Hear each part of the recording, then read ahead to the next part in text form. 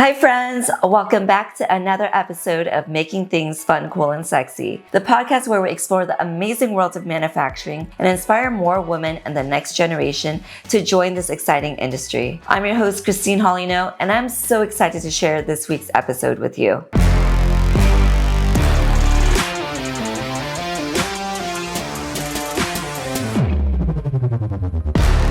Recently, I had the incredible honor of speaking at the Girls Lead the Way STEM Summit, an event sponsored by Chevron and partnered with Bay Area Leads and the Contra Costa Transportation Authority. This summit brought together 170 bright, curious young women from grades 6 to 8, along with some local volunteers. And we had an unforgettable day exploring the wonders of STEM and, of course, manufacturing. During my talk, I shared some of my own journey, highlighting the things I've done that feed the heart, like working in Hollywood and reporting on the red carpet. But let me tell you, there's nothing like the feeling of inspiring the next generation. It's the kind of work that feeds the soul. I had the opportunity to teach these amazing young minds the difference between additive and subtractive manufacturing. I even brought in samples of machine parts and 3D printed components so they could see and feel the difference for themselves. Watching their eyes light up as they explored the nuances of these processes was a moment I'll never forget. After the presentation, something truly magical happened. The girls put a cape on me, yes, a cape, and a Chevron representative encouraged them to guess what my superpowers were. The message was clear. We all have superpowers, and if they could identify mine, they could also see and believe in their own superpowers. The energy in that room was incredible. I then watched the girls dive into hands-on projects, building roller coasters and designing artificial arm grabbers. It was so inspiring to see their creativity come to life as they work together to solve problems and innovate. I'm so grateful for the opportunity to connect with these future leaders and makers. I'm looking forward to more opportunities like this one. This event taught me about the power of mentorship and the limitless potential of young minds. Here's the video of the presentation. All right, speaking of superpowers, we have a super woman here with us today. Christine No.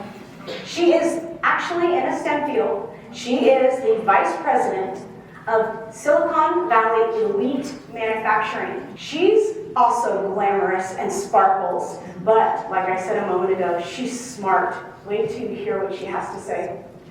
She basically put down her microphone on the red carpet in Hollywood to get into a STEM field.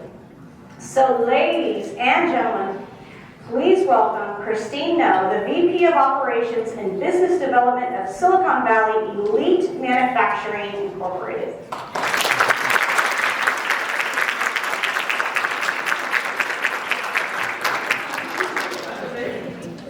Thank you for that introduction. Hello girls, I'm so excited and honored to be here today. If I looked back 10 years ago, I could not even imagine I would be on stage speaking to all of you girls, inspiring you to get into a STEM field. Before I talk about myself, today I'm going to share my story of how I went from Hollywood into manufacturing. Let me ask you, which one of you here would like to be an influencer or a creator when you grow up? Can I get a raise of hands? Cool. Because I used to be you. I used to really want to become rich and famous and have all these followers on Instagram. And I followed that dream. I moved out to Hollywood and I became a red carpet reporter. I interviewed almost everyone on the Disney Channel, the Oscars, big movie premieres. Been there, done that.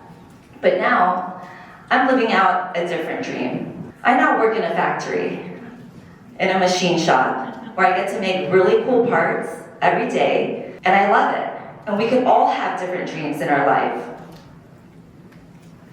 So a little bit about me. I used to be a red carpet reporter, and then I moved back here to be working at Silicon Valley Elite Manufacturing.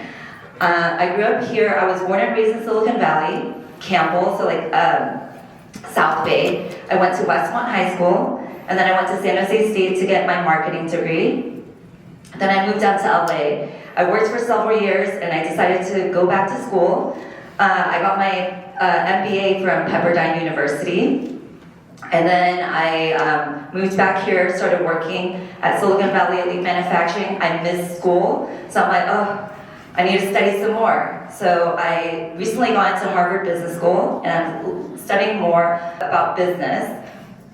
And I'm sharing this because we all have options, right? We either can study and get A's because you love it, but also on the other side, if school's not for you, finish high school and then try a trade out. There's so many different opportunities out there. My husband right there, who's recording me, he graduated from high school and he started working, and he got a job at, he's worked at Intel, Tesla, some really cool 3D printing companies, right? Everyone has different routes. But my route, I'm nerdy, I'm dorky, so I decided to go to school. Silicon Valley Elite Manufacturing is my family's business. Do you guys have siblings? Yeah. Do they annoy you sometimes? Same here. When my parents and my brother asked me to work with them, I really didn't want to at first. But then I feel so grateful that I get to work with my family now.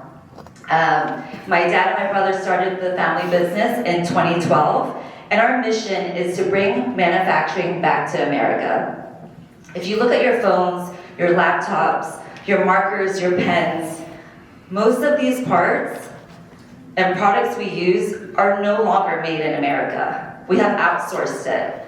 And in order to raise up our economy again, we really need to start making things here again. And so that's why it's our family's mission and a lot of other companies to help bring manufacturing back to our country. What kind of manufacturing do we do? Because there's all sorts. There's food manufacturing, clothes manufacturing. We are a CNC machine shop where we make really cool things for engineers. And there's two types of manufacturing that I'll go over today. There's subtractive manufacturing, which is what we do. We take a block of material and then we subtract material. We'll drill it out until it turns into this perfect part. On the other side, there's additive manufacturing, which is also called 3D printing, and it's taking layers and layers of material to build something. And what industries do we work with? We work with the medical industry, we work with aerospace, helping rockets and SpaceX make really cool rockets, renewable energy, telecom, 3D printing, and just this year we manufactured a piece of art that is now on the moon. It's the very first art piece that's on the moon, and this project was led by a woman. She said that no other machine shops would make this part for her, and we worked really hard. We were determined. It was a very, very difficult project, but we made it happen, and it made it on the moon this year in February. So that was pretty fun. And why do I love manufacturing so much? Because we make a huge difference. Yeah, being in Hollywood, that was fun. Talking to celebrities was fun. But I'm now making a really big impact. When we're making parts for the medical industry, we're creating components that go into systems to help cure cancer. When we're making aerospace parts, we're helping SpaceX build rockets. And renewable energy, when we're making these batteries, we are helping conserve Mother Earth. And this is another reason why I love my job. We help make dreams come true. And I'll go over step by step what we do, but basically an engineer comes to us with his dream. He's like, Christine, I have this vision in my head. Can you please make this for us? So what he'll do is he'll first translate what he has in his head onto a CAD file on the computer. And then he'll sit with us, he'll ask us, can you make this part? We'll say yes or no. Usually it's a yes. And then once we decide that we can make it, we'll take this raw stock material and we'll cut it to size. The programmer will program the CNC. CNC stands for computerized numerical control, and that's one of the machines. We're basically telling the machines what tools to use and how to make this part. And after that, you step away and you just let the machine do its job. And ta-da, those raw blocks of materials that you saw earlier turn into parts like this. And when the part comes off of the machine, there's still like very sharp edges sometimes, so we'll do something called deburring the part. So we'll sand it down to smooth it out. And after it's been machined and sanded down, sometimes the customer will make it a different color. So we'll either paint it or get it anodized. I have some samples here that you guys can come up and take a look in a bit. And after it's all done, we inspect the part. to make sure that it's exactly how the engineer had designed it. And once it passes our inspection, we give it to the engineer, and then the engineer will start assembling it and creating their masterpiece. So that is subtractive manufacturing and machining, which what we do at Silicon Valley Elite Manufacturing. Now we'll get into 3D printing. Do any of you girls have a 3D printer at home? Cool. What have you made before? Anything fun? What?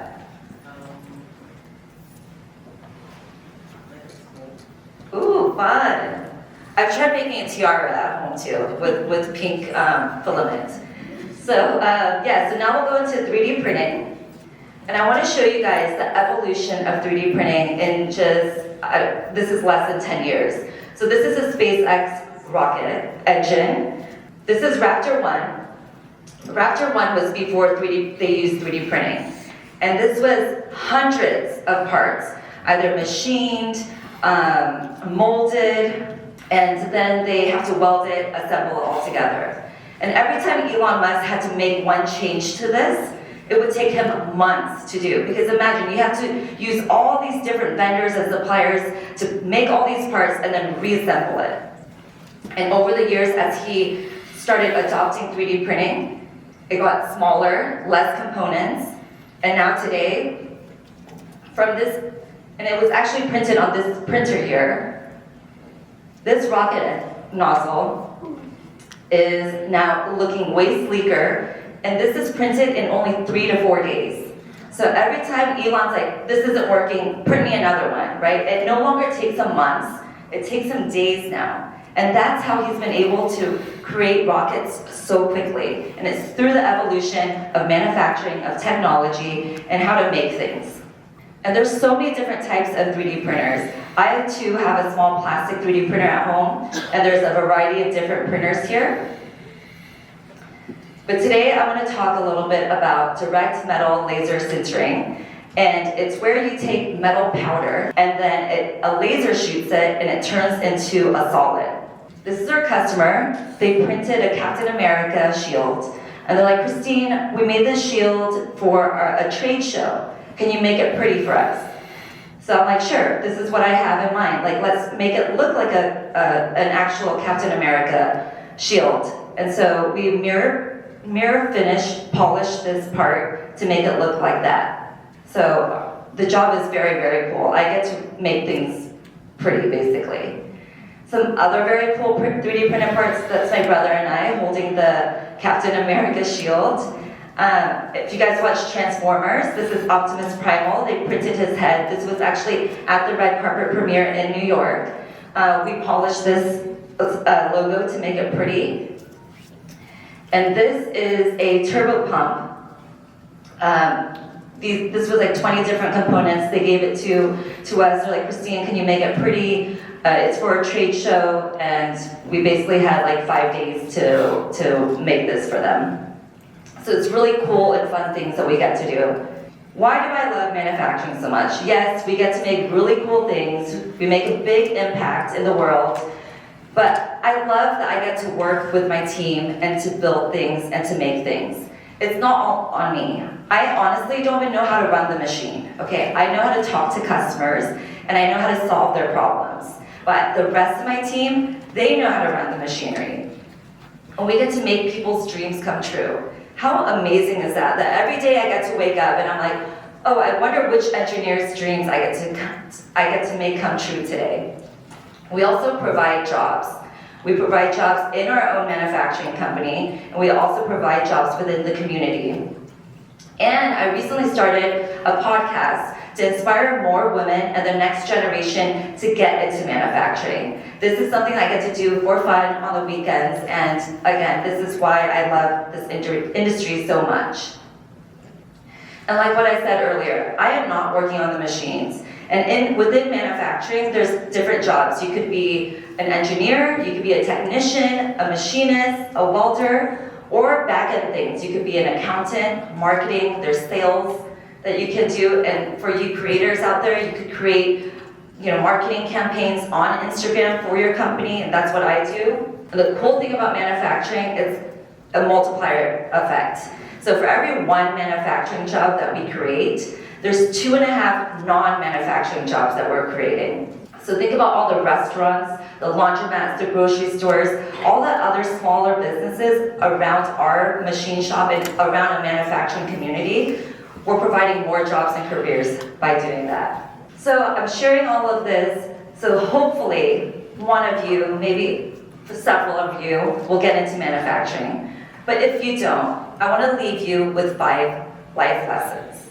Number 1, create your own direction. I had to create my own direction. Growing up, my dad, my grandparents, they wanted me to be a doctor. At 2nd grade, they bought me a book on anatomy, and I later found out it really wasn't for me. And I had to try different things. I went to Hollywood, I did the Hollywood thing, and then I realized that I actually really love being in this masculine industry, being as glamorous and as fun as I am. So please, create your own direction, girls, and you're not gonna know it right off the bat, so try different things. Number 2, make mistakes. Like I shared, I made a huge mistake in my career when I thought I wanted to be in Hollywood and become rich and famous, but it turned out that I really love manufacturing. This is really my calling in life. 2 other big mistakes I did was after Hollywood, I started 2 businesses. One was a clothing line, it didn't work out. Another one, I started an online shop to sell face masks, also didn't work out. But it's how we get up from making our mistakes. It's what we learn is what matters. And I encourage you to make a lot of mistakes and learn from them, because I have made thousands of mistakes. Number 3, learn what fitting in means. Fitting in doesn't mean that you're going to be accepted by everyone. I'm not accepted by everyone. A lot of people still judge me by the way I look, the way I dress. Why does she dress like this if she works in a factory?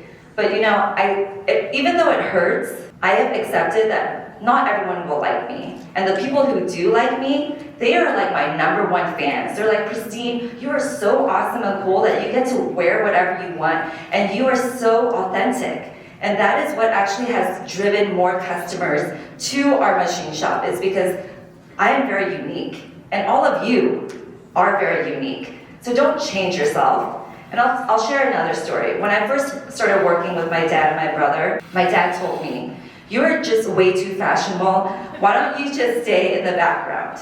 Okay? No need to meet our engineers and our customers, because I don't think they'll take you seriously, Christine. But over the years, I became more technical. I learned the business. I wanted to understand how the machinery worked. What exactly do our engineers need, and what do they want? Now my dad is super proud of me. I've been able to increase sales by 5.5 times since starting the business. Now I get to wear whatever I want. And again, this is now my branding, right? This is my uniqueness, and because I'm authentic, people now remember me. Oh, Christine is the glamorous girl who works in the machine shop. There's no one like this, right? And all of you can live out your own dreams too, and just be yourself.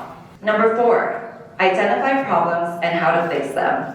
So when I first started working at my family's machine shop, my dad gave me Excel. He's like, Christine, here's a spreadsheet, keep track of all of our orders. Imagine, I had hundreds of little files.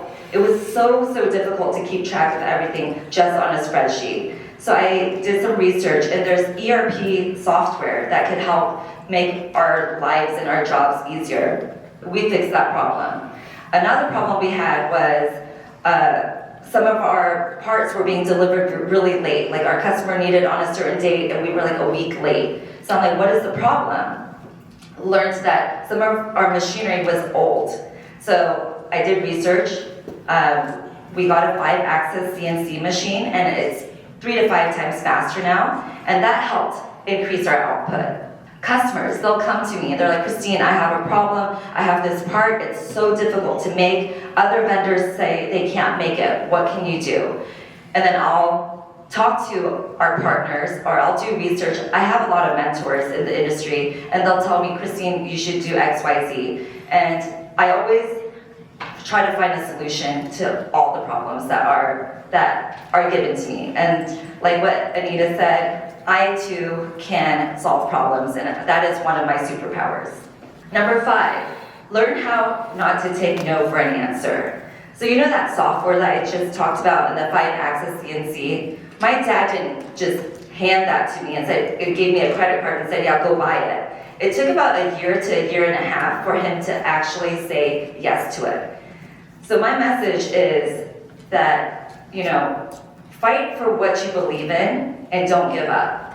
I recently have been asking for a robot at work, and my dad kept saying no. But just 2 days ago, he said that he's looking into a robot now. See, so what I've learned is when we plant the seed, sometimes people don't believe us or understand what we're trying to say at first, but over time, people will see that we're right. And I want to leave you with this. By the year 2030, 70% of jobs have not even been created yet. Because of technology, because of AI, the world is your oyster. There is so many opportunities out there. There's so many creative jobs that will be available to you. So the traditional jobs that you may have in mind will be shifting a lot.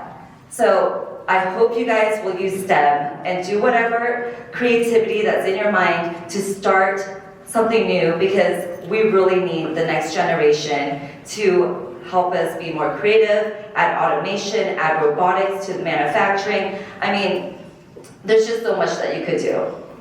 Do you have any questions for me? Oh, we've got questions. Of course we do. I'm your #1 fan too, Christine. Oh, thank you. How many women work at Elite Manufacturing? There's 2 of us. There's still, yes, we still need a lot more women. Well, we are expanding, so we're going to be hiring a lot more. What was your favorite project to work on? At work, so she asked me, what is my favorite project to work on? I think that moon project was probably my favorite project to work on, because that, even when I have a bad day, I'll just look at the moon, I'm like, oh, there's something I made that's on there now. So like that is probably one of my favorite projects. Thanks for asking. Yes? What inspired you to follow your career in manufacturing? To be quite honest, I didn't know it was my dream until I actually tried doing it. And then once I did it, so the question was, how did I know that manufacturing was my dream? I didn't know. I actually, at that time when I first started, was pretty lost. I didn't know what I would do after Hollywood, but I tried it, and it was so fulfilling to be able to make parts and help customers and engineers create awesome technology. Is there any project that seems funny to do in the future? And she said, Like big project. she asked, what are some big projects we're taking on? So we're actually working with a AI software right now to make our operations a lot faster. So what I'm learning is most companies need to adopt AI right now just to be more efficient, right? And I want to reiterate that robots and AI, they're not going to get rid of jobs and of humans, right? Us humans will use this as tools to become more efficient. Like robots will make our lives a little bit faster. They'll do more difficult jobs so that we can be more creative. What has been your biggest project so far? What has been my biggest project so far? Another really cool project I would say is working on that 3D printer where SpaceX uses it to print out their rocket engines. Like that is also a very fulfilling project. What's the hardest project you ever worked on? What's the most hardest project I've ever worked?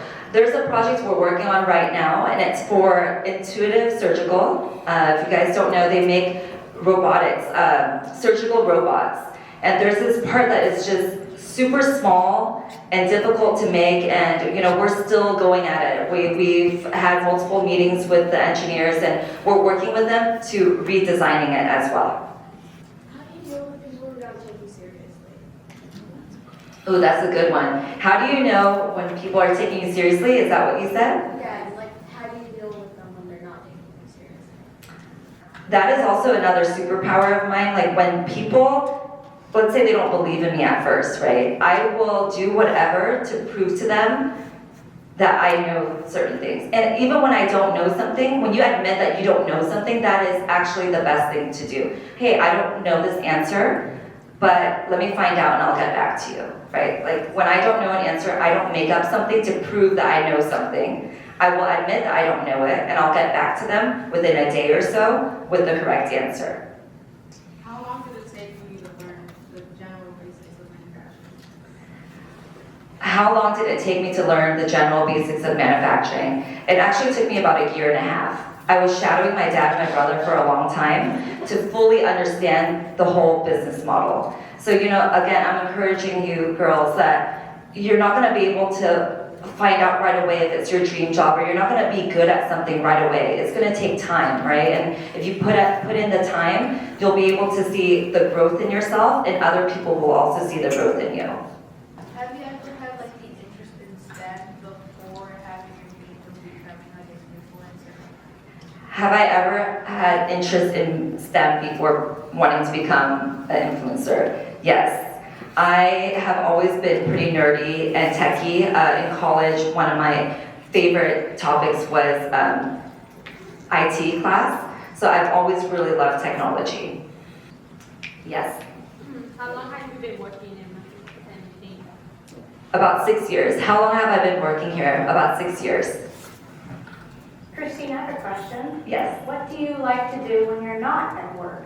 When I'm not at work, you will see me waking up at 5:30 a.m. working out at Barry's. I love hiking. I love shopping. I love interviewing people on my podcast. And I love traveling. And I love learning. Okay. Is there anything you couldn't have done, like while like making a project, So the question is, is there something that I couldn't make when the customer asked for it? So usually if there's something that we cannot make, I will let them know ahead of time, and then they'll either redesign it for us to make, or like for instance, this part right here is 3D printed, right? So we cannot make that. We'll give it to our 3D printing vendor to make it for us. But like the machining parts, so we're very honest. If we can make it, we'll make it. Otherwise, we'll say we can't, or I'll let them know that I have a vendor who can make it. Yes. Based on your experiences, what do you say has been the hardest part about going into manufacturing as a woman? The hardest part, what is the hardest part of being in manufacturing as a woman?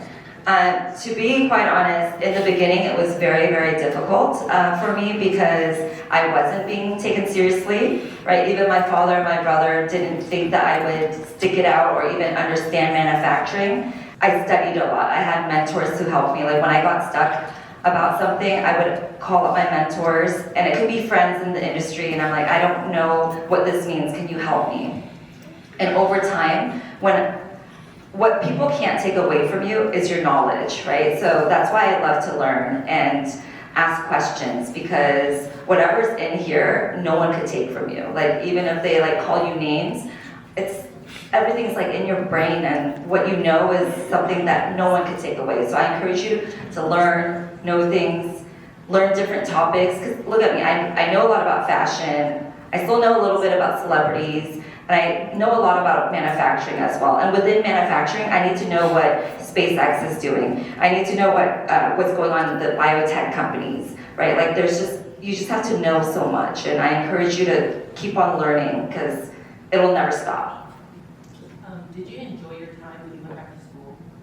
Did I enjoy? I love school. I love school so much, yes. This Harvard program that I'm in, I get to go on campus 3 weeks for a year. Every year I'm there for 3 weeks, and I get to live on campus, and it's the best. It's like boot camp for studying for me. I love it so much. Well, that's a wrap on today's episode. If you or someone you know would like to be on the show, we would love to have them on. Just drop me an email or shoot me a DM on Instagram or LinkedIn. Details are below in the description. And if you had a blast listening, remember to hit that subscribe button, share the episode, and help spread the love for manufacturing. Until next time, keep on creating, keep on innovating, and always remember to keep it fun, cool, and sexy.